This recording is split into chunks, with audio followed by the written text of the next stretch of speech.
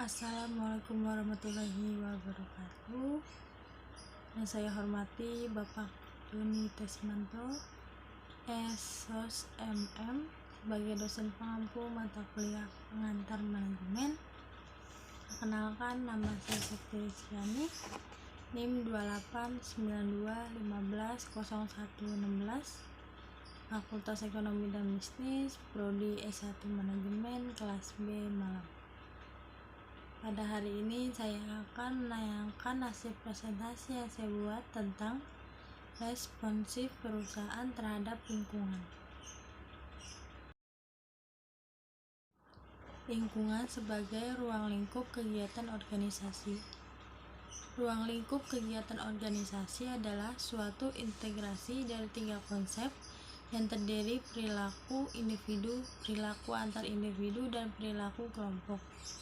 Perilaku organisasi adalah suatu bidang studi yang ada di dalamnya mempelajari tentang bagaimana seseorang ataupun individu bisa bergerak dan berperilaku sesuai dengan organisasi, termasuk di dalamnya mempelajari bagaimana mereka bisa berinteraksi satu sama lainnya dan bagaimana mereka bisa bekerja dan suatu struktur organisasi untuk bisa menyelesaikan pekerjaan dan juga interaksi tersebut dengan lingkungan yang berada di luar organisasi. Manfaat perilaku organisasi yaitu 1. Melakukan penelitian yang sistematis dan berguna untuk memahami dan juga memprediksi kehidupan organisasi tersebut. Yang kedua, bertindak sebagai map untuk kehidupan anggota yang ada di dalam organisasi. Yang ketiga, membantu setiap manajer untuk bisa memahami dan juga mempengaruhi lingkungan dan juga kejadian ataupun masalah yang ada pada organisasinya. Yang keempat, perilaku organisasi akan membantu setiap individu dalam memahami perilaku mereka sendiri dan juga orang lain yang berada di dalam organisasi, sehingga bisa meningkatkan hubungan interpersonal antara setiap individu yang berada di dalam organisasi tersebut. Kelima, memberi motivasi dasar pada setiap manajer agar bisa memberikan pengarahan dan mengontrol bawahannya secara lebih efektif. Mengelola tanggung jawab sosial bagi perusahaan. Lingkungan sebagai ruang lingkup kegiatan organisasi adalah 1. Mempelajari dan mencari tahu apa yang dilakukan perusahaan. Untuk mencari tahu apa yang bisa dilakukan sebuah perusahaan dalam memberikan tanggung jawab sosial, kita bisa melihat contohnya, yaitu Lindelennya yang perusahaan besar yang melakukan aksi sosial dan mendatangkan timbal balik besar kepada mereka. Yang kedua, pastikan visi sejalan dengan tujuan perusahaan. Wajar jika kamu ingin memberikan dampak nyata dan dapat langsung dirasakan oleh masyarakat sekitar, namun pastikan bahwa tanggung jawab sosial yang dilakukan itu sejalan dengan tujuan perusahaan dan relevan dengan yang kebutuhan saat ini. Misalkan perusahaan kamu bergerak dalam bidang furnitur yang otomatis banyak melakukan penerbangan pohon. Nah, cara menerapkan tanggung jawab sosial bagi sebuah perusahaan sejenis milikmu adalah dengan melakukan penanaman pohon ulang dan minimalkan pembuangan limbah. Memang membutuhkan waktu lama untuk melihat hasilnya, tapi hal ini akan lebih dihargai daripada melakukan cara yang tidak sejalan dengan tujuan perusahaan. Jangan lupa juga libatkan karyawan dan kalian besar dalam acara tersebut. Yang ketiga, persiapkan budget perusahaan. Untuk memulainya, pastikan bahwa rencana sosialmu sudah disetujui oleh berbagai pihak terkait. Kemudian buat rancangan atau perkiraan biaya yang dibutuhkan. Teliti sekali lagi apakah budget tersebut bisa dipenuhi perusahaan. Jika perlu dilakukan perbandingan dengan perusahaan lain. Adanya rancangan keuangan yang rinci akan membuat kesan baik di mata atasan. Ini berarti perusahaan juga memiliki tanggung jawab secara finansial sekarang dan di masa depan. Yang keempat, promosi.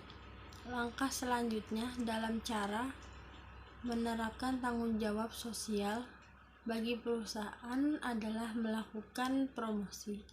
Semakin banyak orang yang tahu dan melihat akan lebih baik dan terlibat, kamu bisa mulai promosi melakukan iklan TV atau media sosial jika targetnya adalah anak muda. Selain itu, kamu juga bisa menggunakan jasa brand ambassador dengan menggait seorang tokoh atau figur publik yang dinilai bisa mempresentasikan acara yang akan digelar nantinya. Tidak di situ saja, iklan melalui koran atau media cetak lain juga layak dicoba. Meski banyak yang menilai sudah ketinggalan zaman, iklan jenis ini masih berhasil, terutama jika targetnya adalah orang-orang tua. Jangan lupa untuk memanfaatkan situs web perusahaan. Manfaat tanggung jawab sosial dalam manajemen.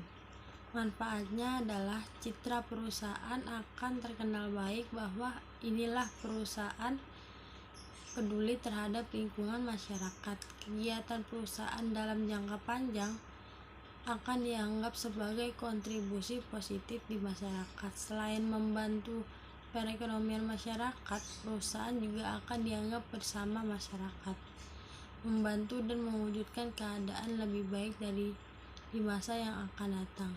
Akibatnya, perusahaan akan memperoleh tanggapan yang positif setiap kali menawarkan sesuatu kepada masyarakat. Perusahaan tidak saja dianggap menawarkan produk untuk dibeli masyarakat, tetapi juga dianggap menawarkan sesuatu yang membawa perbaikan masyarakat secara tidak langsung. Maka produk yang diproduksi oleh perusahaan tersebut membuat konsumen meningkat karena konsumen cenderung melihat dari citra perusahaannya. Selanjutnya, dimensi etika dalam manajemen. Etika pada dasarnya sebagai menurut Kierkegaard adalah studi mengenai tanggung jawab moral yang terkait dengan apa yang dianggap benar dan apa yang dianggap salah. Menyatakan bahwa etika adalah keyakinan akan sesuatu yang dianggap baik dan buruk, akan tetapi lebih jauh lagi, Kierkegaard mengingatkan bahwa etika dalam manajemen tidak saja berbicara apa yang baik dan buruk, apa yang benar dan yang salah, sehingga yang diperlukan dalam manajemen adalah orang-orang yang baik dan bukan orang yang buruk.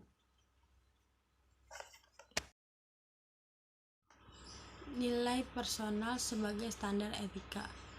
Nilai sendiri pada dasarnya merupakan pandangan ideal yang mempengaruhi cara pandang, cara berpikir, dan perilaku dari seseorang. Nilai personal atau personal value pada dasarnya merupakan cara pandang, cara berpikir, dan keyakinan yang dipegang oleh seseorang sehubungan dengan segala kegiatan yang dilakukannya. Nilai personal terdiri dari nilai terminal dan nilai instrumental. Nilai terminal pada dasarnya merupakan pandangan dan cara berpikir seseorang yang wujud melalui perilakunya yang didorong oleh motif dirinya dalam meraih sesuatu.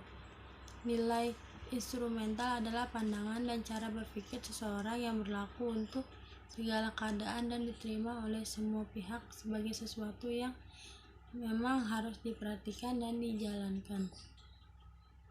Selanjutnya, isu tentang seputar etika manajemen. 1. Itu ada pencurian oleh para pekerja atau korupsi. 2. Penggunaan obat-obatan terlarang. 3. Pencurian oleh para pekerja atau korupsi. Yang keempat, penyalahgunaan informasi yang bersifat rahasia. 5. Penyelewengan dalam pencatatan keuangan. Sebelum saya mengakhiri presentasi ini, saya akan membuka sesi. Jika ada yang ingin ditanyakan, silakan bertanya. Semoga dengan presentasi ini dapat menambah wawasan Anda, dan apabila ada tutur kata saya yang kurang berkenan di hati Anda, mohon dimaafkan. Terima kasih. Wassalamualaikum warahmatullahi wabarakatuh.